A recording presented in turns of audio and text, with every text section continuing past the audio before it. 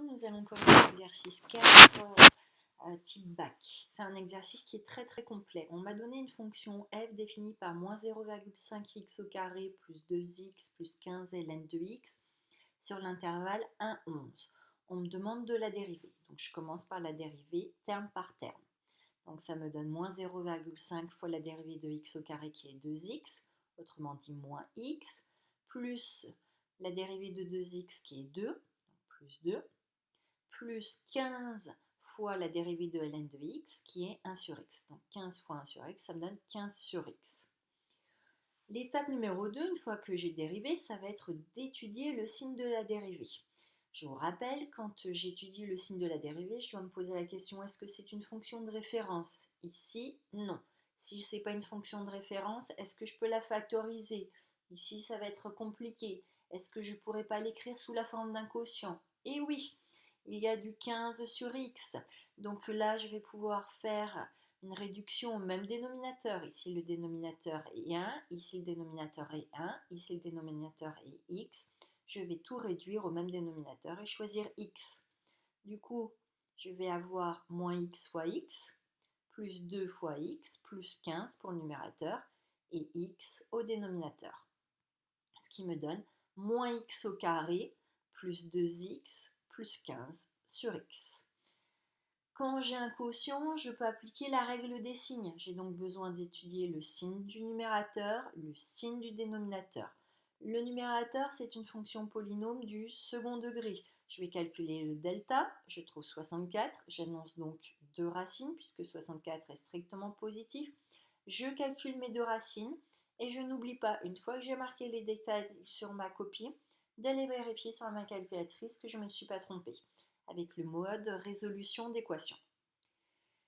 Alors, quand j'étudie le signe de mon polynôme, on écrit d'abord qu'entre 1 et 11, il y a une seule des 2 racines qu'on a trouvées qui est coincée entre 1 et 11. Cette racine, c'est 5. Donc, il va y avoir un unique 0.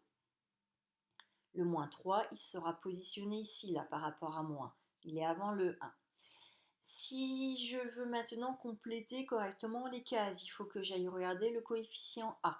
Le coefficient A vaut moins 1, comme il est négatif, on est du signe de A à l'extérieur des racines. Donc ici, on est du signe de A, c'est négatif. Et entre les racines, entre moins 3 et 5, on est positif. Donc en particulier, entre 1 et 5, c'est positif. Pour la ligne, le signe de x, je me réfère à la première ligne. X, c'est un nombre compris entre 1 et 11. C'est donc strictement positif. Et ensuite, pour le signe de f' de x, j'ai plus qu'à appliquer la règle des signes. Plus divisé par plus, plus. Moins divisé par plus, moins. 0 divisé par quelque chose, ça me donne 0. D'où voilà le tableau de variation de f. On m'a demandé de calculer les valeurs exactes, donc je vous ai écrit ici comment calculer les valeurs exactes.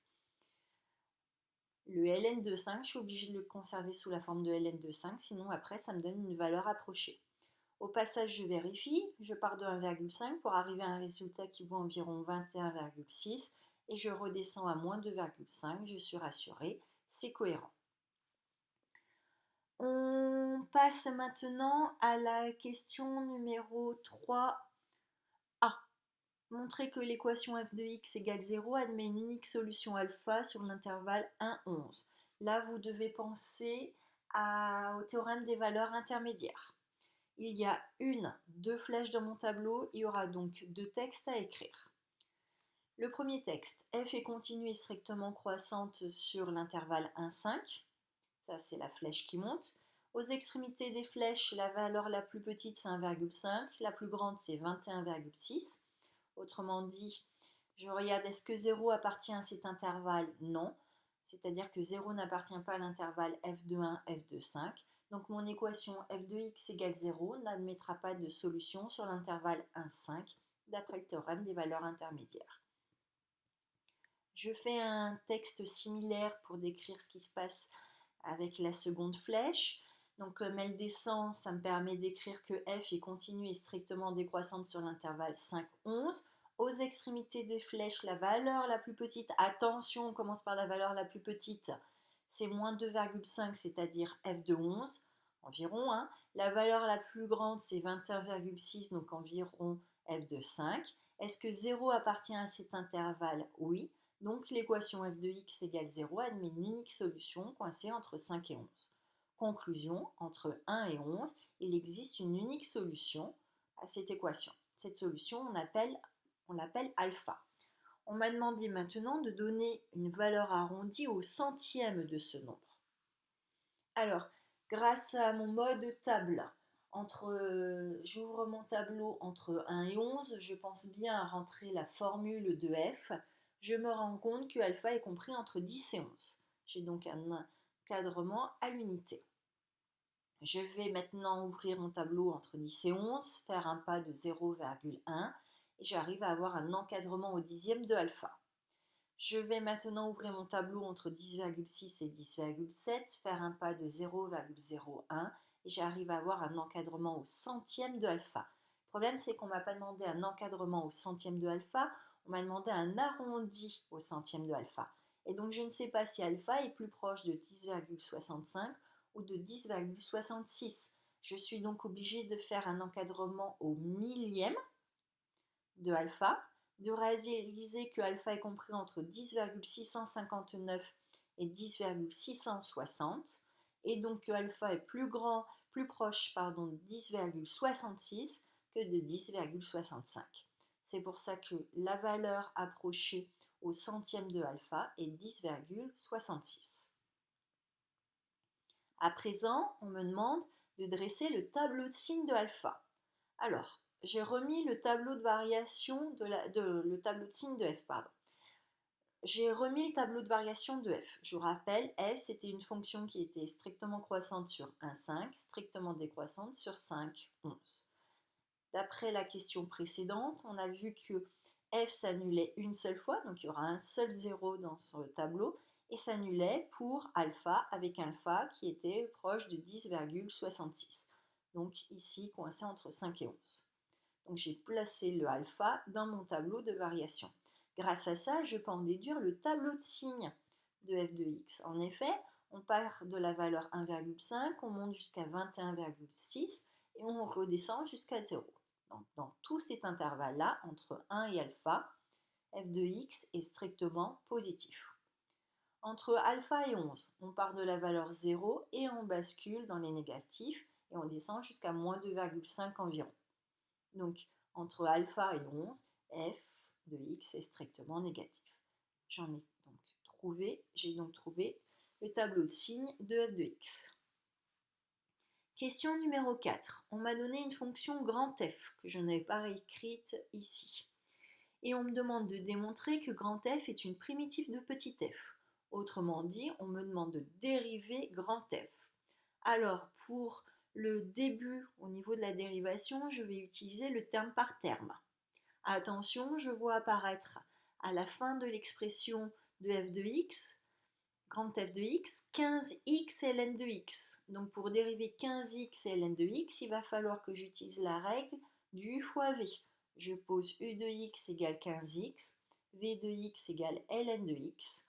Donc quand je vais dériver u fois v, ça va me donner 15 fois ln de x plus 1 sur x fois 15x. Je me retrouve donc avec la dérivée de grand F qui me dit que grand F' de x égale moins 0,5 fois x au carré, plus 2x, moins 15, plus 15 ln de x, plus 15, moins 15 plus 15, ça fait 0. Autrement dit, ça me donne petit f de x. Grand F est bien une primitive de petit f. Maintenant que j'ai trouvé que grand F était une primitive de petit f, je peux calculer l'intégrale entre 1 et 11 de f de x dx. Ça va me donner grand F de 11 moins grand F de 1. Je calcule séparément grand F de 11, je calcule séparément grand F de 1 et je donne les valeurs exactes puisqu'on m'a demandé de donner la valeur exacte de cette intégrale. Donc grand F de 11, quand je tape tout ceci sur ma calculatrice, ça me donne moins 1595 sur 6, plus 15 fois 11, 165 fois ln de 11, 165 ln de 11. Ça, c'est ma valeur exacte. Et je fais de même avec f de 1. La valeur exacte, c'est moins 85 sixièmes. Donc l'intégrale qu'on me demande de calculer, ça va être égal à moins 1595 sixièmes plus 165 ln de 11 moins 85 sixièmes, c'est-à-dire plus 85 sixièmes. Au final, voilà la valeur exacte et ici, voilà la valeur approchée. Une fois que j'ai calculé une valeur approchée, je sors ma calculatrice. Je vous rappelle que votre calculatrice vous permet de calculer des intégrales et on va vérifier qu'on ne s'est pas trompé. Ici, on remplace petit f de x par la bonne formule, hein. C'est la toute première formule donnée dans l'énoncé. Une fois que j'ai mon intégrale, on me demande d'en déduire la valeur moyenne de f sur l'intervalle 1,11. La valeur moyenne, je vous rappelle que c'est le nombre mu. C'est égal à 1 sur 11 moins 1 fois l'intégrale que je viens de calculer. 1 sur 11 moins 1, ça me donne 1 dixième. Donc 1 dixième de 143,99, ça fait 14,399 environ. Comme on m'a demandé d'arrondir en centièmes, ça fait environ 14,40. On a fini la partie A. Partie B. On me dit qu'on travaille avec une société qui fabrique et vend des chaises de jardin. Son bénéfice mensuel va être exprimé par la fonction f de x et le bénéfice sera en milliers d'euros. Le x, c'est le nombre de chaises de jardin fabriquées. Attention, x, il est en centaines de chaises. Donc x en centaines de chaises. On me demande quand est-ce que la fonction fait un bénéfice mensuel positif. Donc je vais revenir à mon tableau de signes. Quand est-ce que c'est positif? C'est entre 1 et alpha. Ça veut dire entre une centaine et alpha centaine. Si je prends 10,66, je suis un petit peu après alpha. Donc je vais prendre 10,65 et comme ça me fera 1065 chaises. Donc entre 100 et 1065 chaises, on réalise un bénéfice positif.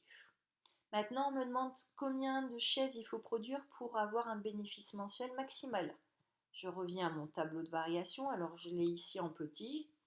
On a vu que le maximum était atteint pour x égale 5, c'est-à-dire pour 5 centaines de chaises, donc pour 500 chaises. Ce qui fait environ 21 600 euros de bénéfice mensuel. Et le bénéfice mensuel, si je veux être plus précise, il aurait fallu que je le donne avec un arrondi de 3 chiffres après la virgule. Voilà.